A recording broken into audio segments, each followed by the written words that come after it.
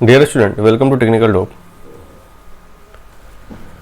Digital electronics के इस series में हम लोग आज नंबर सिस्टम शुरू करने वाले हैं। के मैप तक हम लोग कंप्लीट कर लिए हैं।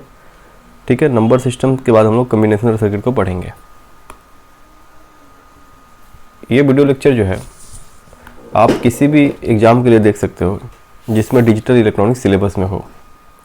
हम लोग के मैप बहुत अच्छे तरीके से पढ़े थे। के मैप में हमारा 4 वेरिएबल वाला बाकी है, उसको हम लोग पढ़ लेंगे। इसेंशियल, प्राइम इम्प्लीकेंट, ये सब चीज़ें हम लोग भी पढ़ेंगे। क्लियर है? पूरा हम लोग होल सिलेबस को कवर कर रहे हैं इसमें। चलो हम लोग नंबर सिस्टम शुरू कर रहे हैं। नंबर सिस्टम हम लोग शुरू कर रहे हैं।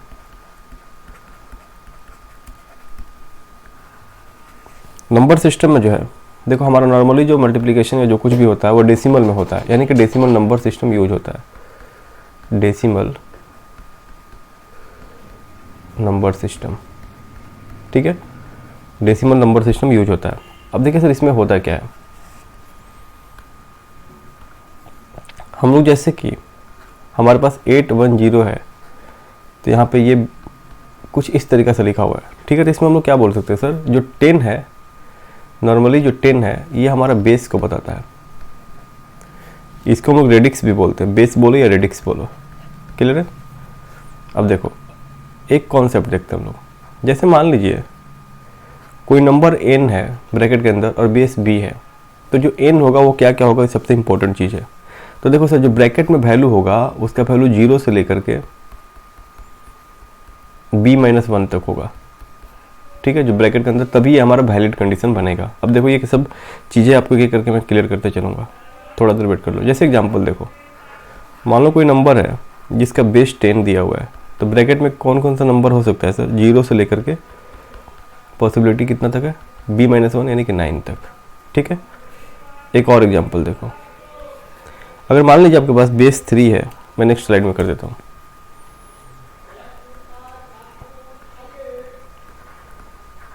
अगर आपके पास बेस 3 है, ठीक है, या फिर ये एग्जांपल देखो 2, 3, 4, बेस 5 है, तो क्या ये वैलिड है? हाँ सर वैलिड है। क्यों? क्योंकि ब्रैकेट के अंदर जो है ना वो नंबर सब हमारा बेस से कम है, यानी कि b-1 तक होना चाहिए। 0 से लेकर के पॉसिबिलिटी कहाँ तक है, ये b-1 तक पॉसिबिलिटी है। तो देखो सर, हमारा 0 से लेकर b-1 तक पॉसिबिलिटी में 2, 3, 4 लाई कर रहा है। अब देखो, आप ये बोलोगे सर कि और इसमें एग्जाम्पल दो, तो देखिए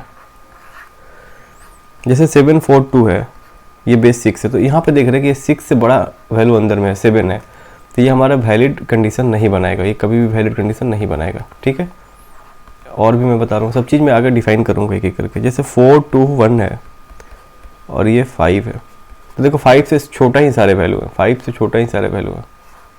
क्लियर है? 5 से छोटा ही सारे वैल्यू हैं। क्लियर है? यही हमारा कंडीशन बनना चाहिए।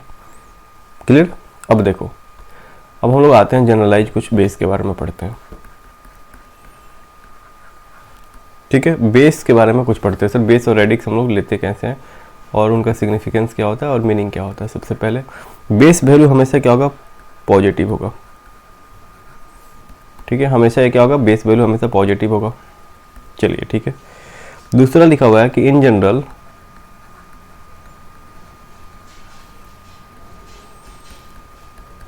मिनिमम बेस जो होगा वो क्या होगा,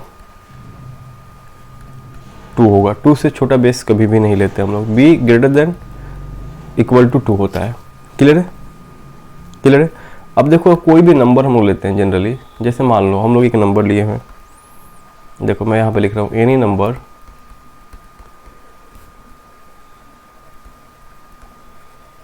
एसोसिएटेड विथ बेस, और इसको रेडिक्स भी बोलते हैं। देखिए मान लीजिए हमारे पास कोई नंबर दिया हुआ है 734, यानी कि नॉर्मली ये डेसिमल फॉर्म में दिया हुआ है, तो बेस क्या होगा, 10 होगा। मैं आगे लिखूंगा कि किसका बेस क्या होगा। ठीक है, तो इसको हम लोग कुछ इस तरीके से लिख सकते हैं सर। देखो 734 दिया हुआ है, तो इसका बेस 10 हम लोग समझ के चलते हैं। अब देखो इसको हम लोग लिख सकते हैं 7 × 100 प्लस 3 × 10 प्लस 4 × 1, यानी कि इसको लिख सकते हैं सर 7 × 10⁻² प्लस 3 × 10⁻1 प्लस 4 × 10⁻0। बोलिए, जब बेस हमारा 10 रहेगा तो। क्लियर? इसको इस फॉर्म में लिख सकते हैं। अब देखो मान लेते हैं हमारे पास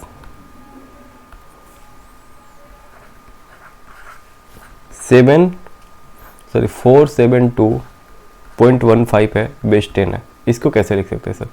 तो देखो 4 इंटू 100 लिख सकते हैं, प्लस 7 इंटू 10 लिख सकते हैं, प्लस 2 इंटू 1 लिख सकते हैं, प्लस 1 इंटू 1/10, क्योंकि हम लोग पॉइंट के बाद अब बढ़ रहे हैं आगे।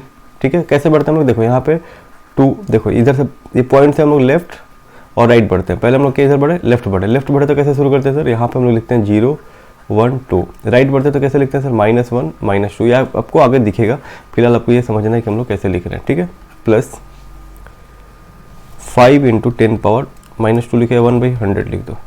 ठीक है, देखो इसको हम लोग लिख सकते हैं sir 4 into 10 power 2 plus 7 into 10 power 1 plus 2 into 10 power 0 plus 1 into 10 power -1 plus 5 into 10 power -2।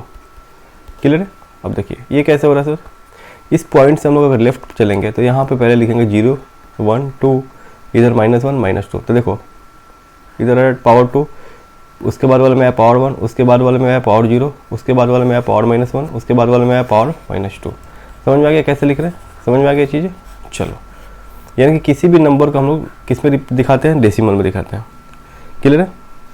अब हम लोग कुछ जो पॉइंट बच गए थे बेस के बारे में उसको लिख लेते हैं। तो हम लोग लिखते हैं सर इसमें a number system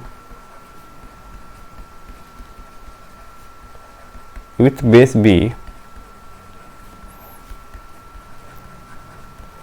will have b different digits हो सकते हैं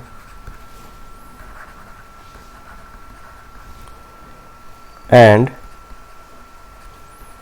दे आर फ्रॉम 0 to b-1। ठीक है, ये 0 to b-1 ही होना चाहिए ब्रैकेट के अंदर। ये चीज़ मैं पहले भी बता चुका, फिर से बता रहा हूँ। देखो जैसे मान लो हमारे पास 4 to 1 बेस 4 है, तो देखो ये 4 के बराबर आ गया, यानी कि ये वैलिड नहीं है। ठीक है, जैसे 2 4 3 और बेस 5 आ गया, यानी कि देखो सारे 5 से छोटे ही हैं। 0 to b-1 बोला है ना, तो यानी कि b-1 तक ही अंदर में रहना चाहिए, तो 4 है लास्ट, ये सही है। जैसे देखो आपको 8 5 1 और ये 9 है, ये भी वैलिड है, 9 से सारे छोटे ही हैं। क्लियर है? यही हमारा मेन फॉर्म होता है। अब देखो हम लोग जो है ना कुछ चीज़ें देखते हैं यहाँ पे देखते हैं हम लोग सर, बेस बी हमारा क्या होगा? हमेशा पॉजिटिव होगा। Base b is always positive integer. ठीक है, तो हम लोग बोलते हैं sir in general b greater than और इक्वल टू 2। बेस के बारे में इतने सारे पॉइंट आपको ध्यान में रहना चाहिए, समझ में आना चाहिए इतने सारी चीज़ कि ये हमारा होता कैसे है, क्यों होता है। ठीक है, अब देखो हम लोग डिफरेंट डिजिट्स में हम लोग बेस देखेंगे, बाइनरी ऑक्टेल, ये आपको एग्जाम में पूछा जाता है। ठीक है, तो देखो यहाँ लिख लो बेस और फिर यहाँ लिख लो आप डिफरेंट डिजिट्स।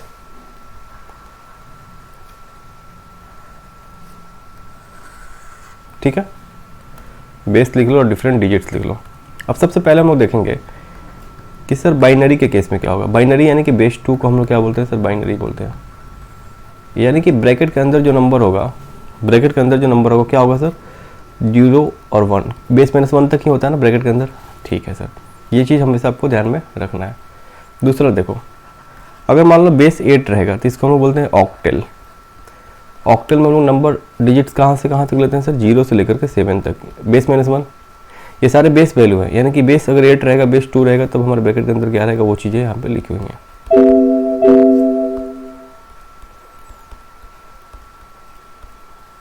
क्लियर है? तीसरा देखो, अगर डेसिमल रहा तो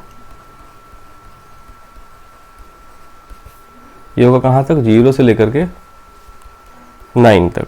ठीक है, अगर हेक्साडेसिमल रहा तो 16 अगर बेस रहेगा तो उसको हेक्साडेसिमल बोलते हैं। देखो इतना ही पढ़ा के मैं इस वीडियो को ख़त्म करूँगा, नेक्स्ट वीडियो में बाकी टॉपिक पढ़ाया जाएगा। तो देखो इसमें हमारा होगा 0 1 2 3 4 5 6 7 8 9। 9 के बाद हम लोग ले लेते हैं ABCD, यानी कि 10 मतलब A, 11 मतलब B, 12 C, 13D, 14E, 15F। ठीक है, ये हमारा डेसिमल का डिजिट्स है, तो इसको आपको ध्यान में रखना है। चलिए अब नेक्स्ट वीडियो में हम लोग जो है ना नंबर सिस्टम प्रॉपर स्टार्ट करेंगे। Thank you.